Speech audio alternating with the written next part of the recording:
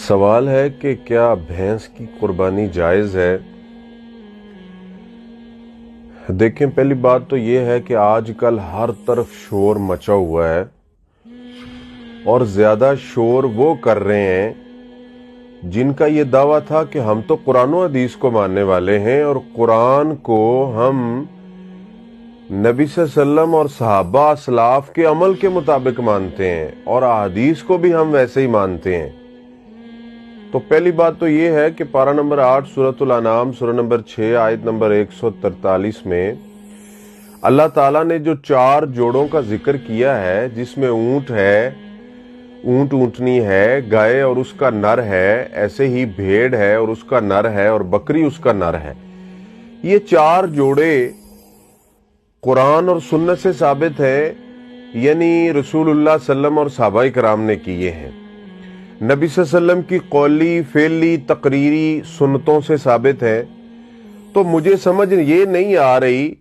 کہ جو 4 جوڑے اصل ہیں جو رسول اللہ صلی اللہ علیہ وسلم اور صحابہ کرام نے کیے ہیں، ان کو چھوڑ کر جو نقل ہے نا بھینس والا، اس کو اوپر چڑھایا جا رہا ہے اور اتنا اس کے اوپر شور ہو رہا ہے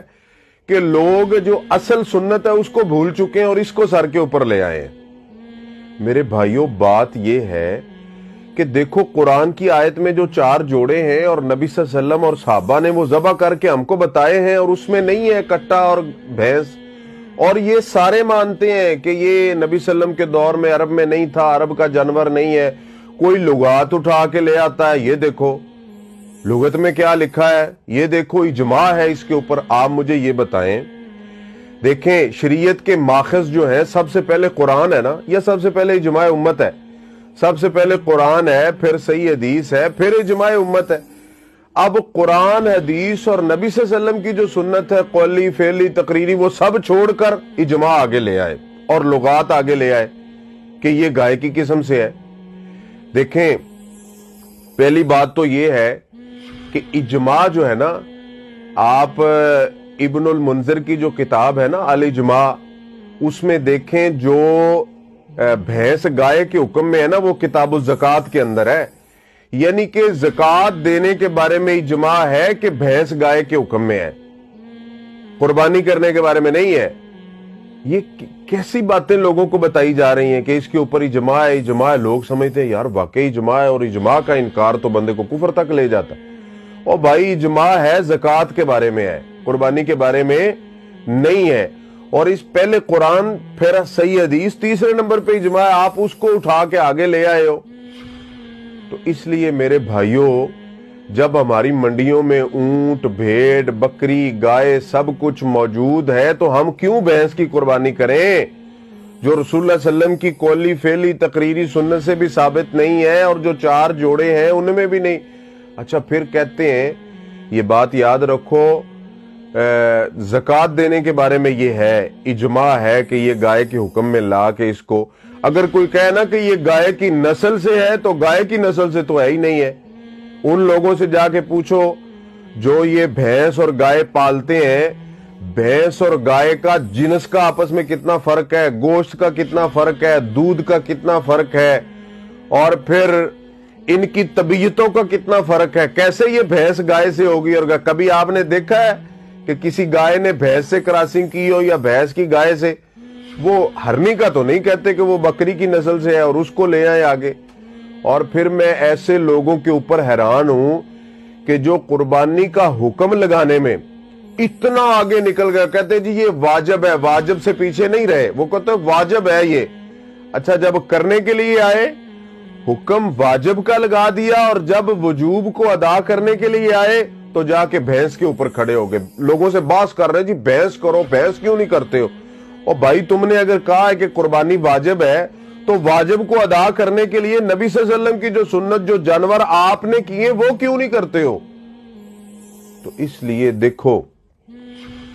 یہ بالکل بات واضح ہے کہ رسول اللہ صلی اللہ علیہ وسلم اور صحابہ کرام سے عمل سے جو چیز ثابت ہے نا، قرآن میں آئی ہے، ٹھیک ہے، 4 جوڑے،